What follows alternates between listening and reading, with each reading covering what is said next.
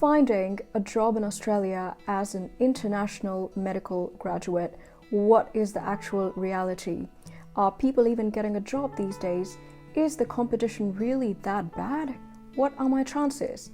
These are the questions that I'm getting a lot recently. In today's video, I'll break down the actual reality of finding a job in Australia as an IMG, what truly matters, what doesn't, and how you can play the system smartly to finally get your foot in the door. The truth is that there is no formula, but there definitely is a pattern, and once you understand it, everything changes. It's not just as simple as just apply, and it's definitely not as complicated and impossible as people may make it sound. The Australian medical system does not run on a single straight rule book. There's timing, there's vacancies, and sometimes it's just about being in the right place at the right time. But one thing is constant: hospitals notice effort. So if you're emailing persistently, improving your CV, networking, your name will stick. You might not hear back immediately, but whenever the spot opens, they'll remember you. There are many factors that determine whether you get picked up for a job, but honestly, there is no strict formula. A lot of people assume that the greater your experience, the better your chances, but that might not be true, because there are so many other factors that determine whether you'll get a job or not. While experience definitely puts you in a much better spot, but that is not the only thing. I've literally seen doctors with 5 to 10 years of experience struggle to get interviews, while others with minimal experience landed jobs simply because the timing and the circumstances aligned. Or maybe they worked on their CV, they networked better, they interviewed better, they presented themselves in a much better way. Similarly, career gaps do not always hold you back. Doctors who've had long gaps can still land a junior doctor position as long as they are meeting the APRA recency of practice requirements. And sometimes doctors with continuous experience, they face unexpected hurdles. And I have literally even seen hospitals choosing an overseas candidate with a better CV and a better portfolio over a local doctor who has a permanent residence. So bottom line is that there is no formula. At the end of the day, it all comes down to your skills, your effort, your consistency, and your hard work that you're putting in. So the only formula that you really need to rely on is simple. A nice, well-refined, polished CV will land you an interview, and an exceptional, confident performance in that interview will secure you the job. So here's what you should actually be focusing on. Number 1, craft a very strong CV. Use the Australian format and tailor it to highlight your clinical experience and clinical skills. Make it concise, professional, and impactful. You should basically try your best to understand the Australian ways of writing a CV, what they're actually looking for, and how do they basically filter a CV when there are thousands and thousands of CVs and applications for every single position. If you want further detailed guidance about how to write a CV when applying for jobs in Australia as an international medical graduate, do watch my video. I will put the link in the description box below as well, and I hope it will be helpful. Number 2, nail your cover letter and selection criteria. Your cover letter should be concise, professional, and show your interest and commitment. Similarly, selection criteria is really important. So work very hard on that and try to understand what they're really looking for. For example, selection criteria is not just simple statements like, I'm a dedicated team player, I'm a great communicator, I am a doctor who develops an amazing rapport with a patient. It's not just simple statements like that. You basically need to give examples from your own clinical experience and prove it. I think a lot of IMGs with excellent portfolios make this mistake. They do not understand how to address the selection criteria. They do not understand the star format.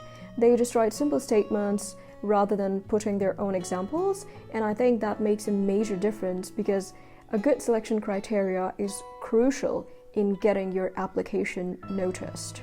And this is why I actually think you should always get your documents reviewed, because it's a different country, an absolutely different system. So don't just guess what works, actually ask for help. Get your CV and selection criteria and your cover letter reviewed by someone who understands the system or who's actually working in the system. Active feedback can really make all the difference. Number 3, apply widely and be proactive.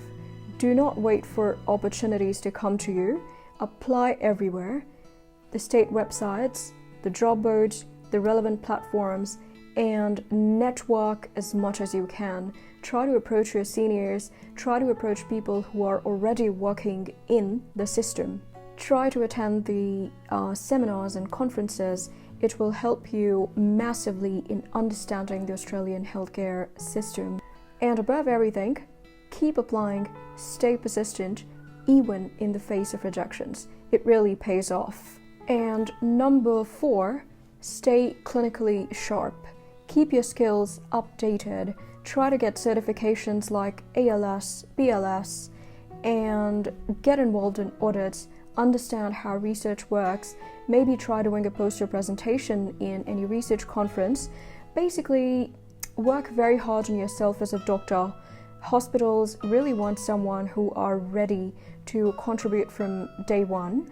And of course, it will also help you to become a good professional. You can also try to perfect your physical examination skills, your history taking skills, your cannulation techniques, your blood taking techniques, because as a resident here, you'll have to do a lot of cannulas, a lot of history taking, a lot of physical examination. So it's good that you are working on it beforehand, so when you start working, you do not take more time to settle in the system. Remember, there is no medical shortcut.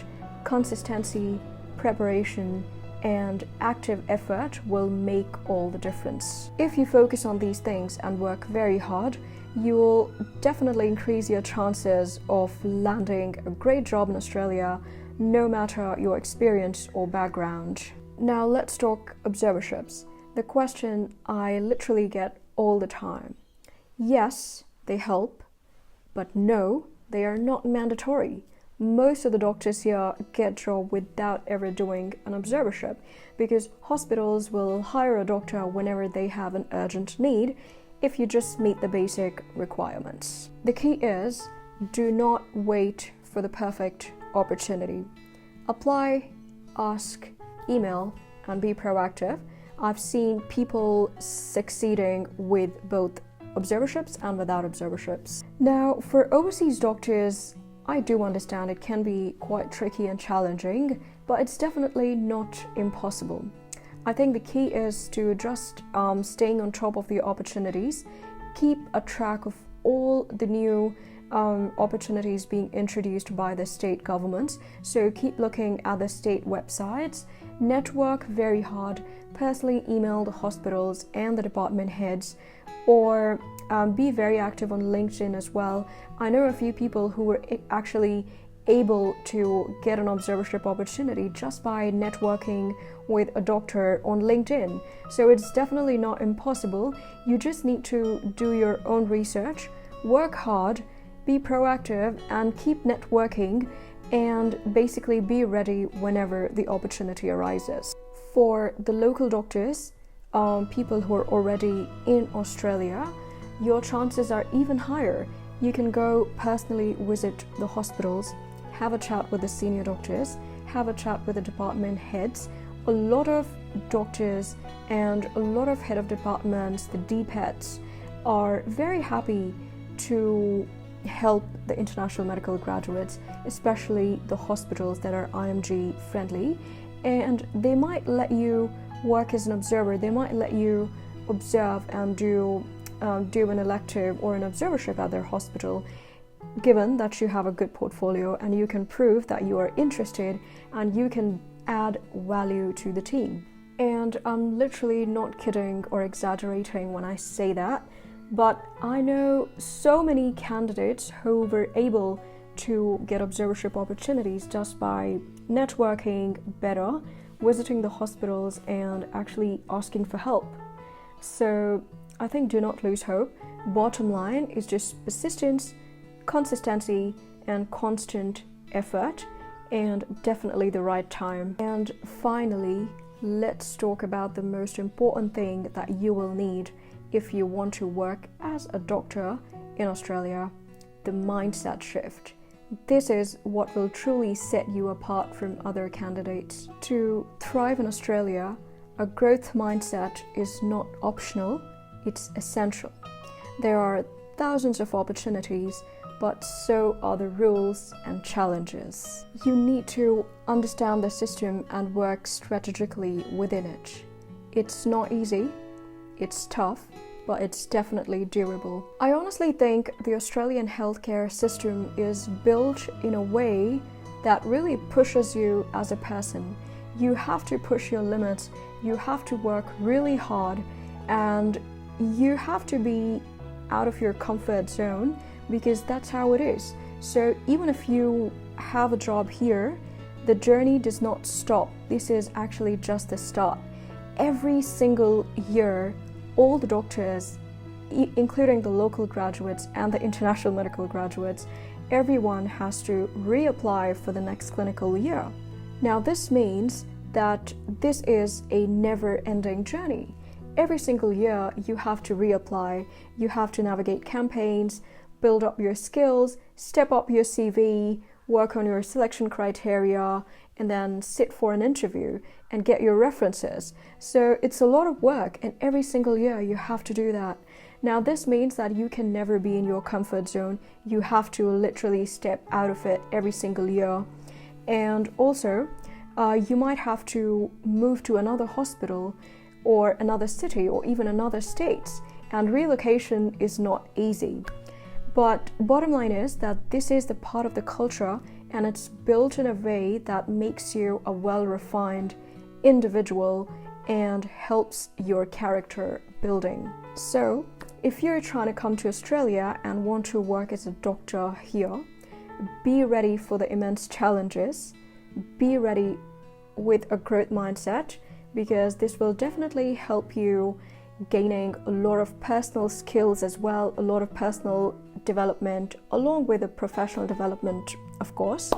But be ready and be strong. Remember, it's not just about landing a job, it's about building the right skills, the discipline, and the mindset that will carry you to excellence throughout the career. A positive, growth-oriented mindset is everything.